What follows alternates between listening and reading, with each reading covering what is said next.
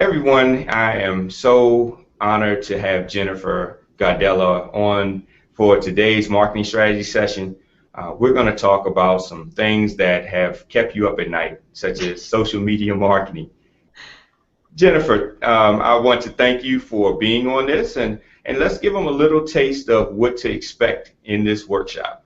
Sure. First, I just want to say thank you to you, Mr. Marketology, for having me on today. It's always an honor when I'm brought in to someone who's sharing the important message of social media with those who are treading through all of the information on the internet and can't make heads or tails out of it.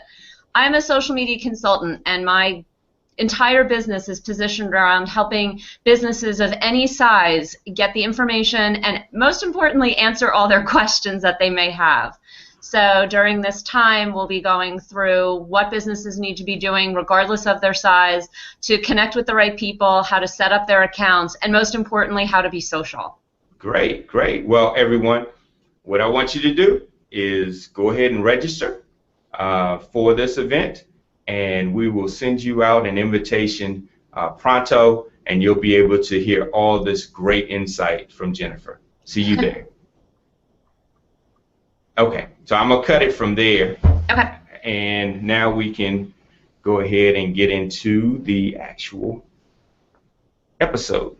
If I can figure out how to sit without, I'm sitting on my knees. It's not the most comfortable. So maybe I'll just, if I stand. You know, I had a friend, Jeff, I had a friend who worked on President Clinton's campaigns, and she was responsible for booking him often, and there were times when some of his press work was done by others who were in business suits on top, and no one knew that they were sitting on the dictionary, that they had jeans on, that... Really? It only matters what's above what the camera can see. That is so true. That is interesting, man. Yeah. Well, I'm gonna figure this out. I haven't yet, and I don't understand why yours looks so just there. Maybe it's this cam I have. I don't know, because it seems like even if I come close, it's too much. If I could go back too far, it's still not sizing correctly. All right, get back on my knees and.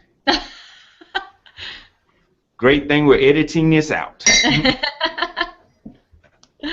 right. Perfect, perfect. So, okay. All right.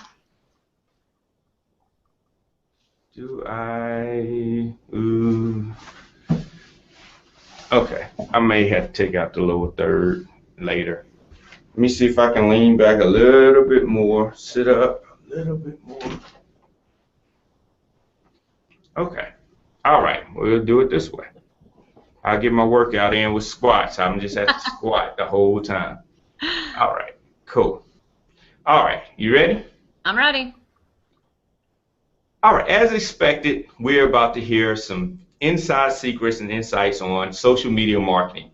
And like stated, Jennifer is the expert in this field. And she's going to share with us just some quick tips to look for when setting up your social media campaign, how to measure it, how to be effective. A lot of times we go out and do social media campaigns based on buzzes. Somebody might say Facebook is the new thing, Twitter, whatever the case, but we're not doing it in a marketing capacity. We're doing it more as just followers of trends, what everyone else is doing. Some companies throw a lot of money at it and find out what they're doing wrong and then adjust. Other companies on the far other end of that spectrum don't do anything. They just sit there and think about it. So Jennifer, please provide us some light on this. Sure. Well, I'll start at the beginning. When any size company starts thinking about social media, they first need to come up with a list of goals. Why are you going on social media? What's your purpose? Are you promoting a product? Are you promoting a special? Are you looking for referrals? Are you just wanting to be on social media because you think you should be and you're not really sure what to do there? All of those goals are really fine. So if your goal is to set up and then figure it out, that's good too. It's the setup and the optimization of those profiles that is so key. Even if you have a large business, you need to make sure that you have your account set up, that individuals have their account set up, so that everything that's going on, that's happening on social media, is strategic and very well thought out. Then the next piece of the puzzle is who to connect with, right? Because I could connect you. You can purchase 10,000 Twitter followers on eBay tomorrow. Well, you can actually do it right now. The question is, who are those people? We've become a society entrenched in how many Facebook likes does my business page have. Yeah. Okay, I can buy you 10,000 Facebook likes as well. And I would highly recommend against this, obviously, because we want to make sure that you're connected with the right individuals who are either going to make referrals to your business or use your goods and services. The last piece of any strategic social media campaign is the idea then of being social. And this is probably the hardest for most business owners, mid-sized businesses, and larger businesses to understand. For some reason, everyone believes that users should want the information that the business owner wants to share. And it's really time to flip the conversation and say, what do my users need? Okay, yeah. So for instance, when I'm out there and I'm publishing content on either one of my websites, I'm always thinking, what information does my user need? My user wants to know, let's say, about Google+. My user doesn't necessarily want to know what I do for them yet. They want the information that they need to be successful in their business. Yeah. So I really work very carefully and closely with businesses when we talk about setting up accounts, who to connect to, and then what to share. And that's a great point. It's very important that we understand our customers, our audience, what they're looking for, and how we can provide them value. Someone told me this analogy that's very relevant. It says, okay, if you're in let's say a club environment, and you go up to people and just say, hey, I'm this, that, I do this, that, you won't have too many conversations. If you go up and say, hey, how are you? What do you do for a living?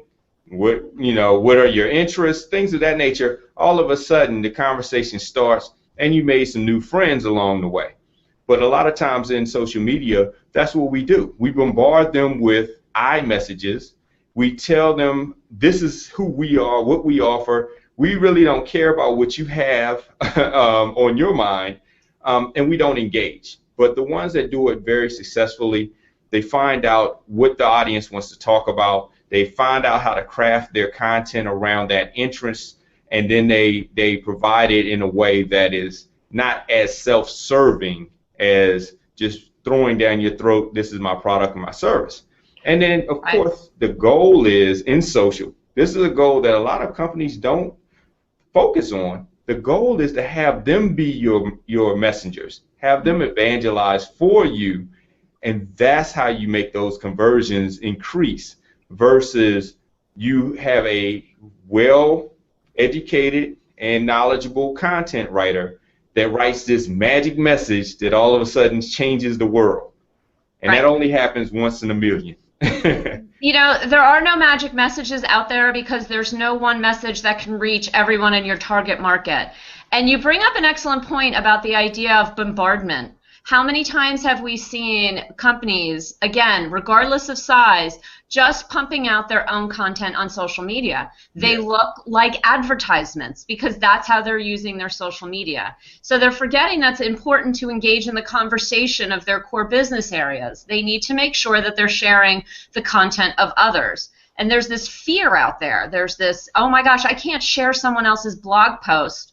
I'll drive traffic away from my own website. Well, actually, that's your job. It's your job to make sure that those who are following you understand that you're not only on top of your own content, but that you understand what else is going on in your industry.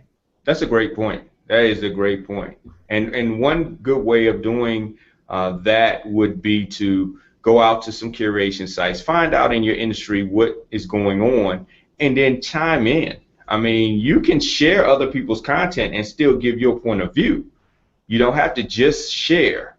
But if you're always talking about yourself, then sooner or later, just like everyone in a social life, you'll get turned off. I mean, sooner or later, people will be turned off. So share others to let them know that you're associating yourself with others in the industry and you're in the know. Yeah, Because, oh, go ahead. absolutely. And I've had a lot of success. You know, one piece of social media that many people, many executives miss is the ability to connect with the bigger fish in their pond. And Yeah. I've had a lot of success and actually a lot of fun hooking up with individuals just by tagging them on LinkedIn or Google+. People love when they receive that notification that they've been tagged in the post. They may already know that they're an expert. They may already have all the clout and panache that they need in the world. But the fact that a little guy is tagging them in a post and wants their opinion, especially on the underperforming platforms right now, that can really go a long way in making a very important connection. I'm connected on those two platforms, LinkedIn and Google+, with every bigwig in my field. I've tagged them in posts, I've talked to them, and it's just a great way to align yourself with bigger people and understand, you know, let's face it, I'm a social media consultant. I've only got so many hours in the day, and I might not be the right consultant for everybody. Yeah. Why not connect with other people who can help my clients if that's what my clients really need? And it's been very advantageous for me in getting clients and getting credibility. Good point. Good point. Well, everyone, if you're looking to actually enhance your social media campaigns, I encourage you to go to the show notes. Jennifer's information is there. Also, some other resources will be there for you. We'll get into certain resources later because there are some tools that can help you in this, but keep in mind you don't want to rely solely on tools because you are that expert. It's your content that makes it work. The tools just help you in that aspect. So in the show notes, I'll have all of Jennifer's information. I'll have resources there because we really do want you to succeed in your marketing efforts. Well, Great. Jennifer, thank you so much for all the insights you provided. Hopefully they have gained as much insights as I have and benefited as much as I have in this marketing strategy session. Great. Thanks.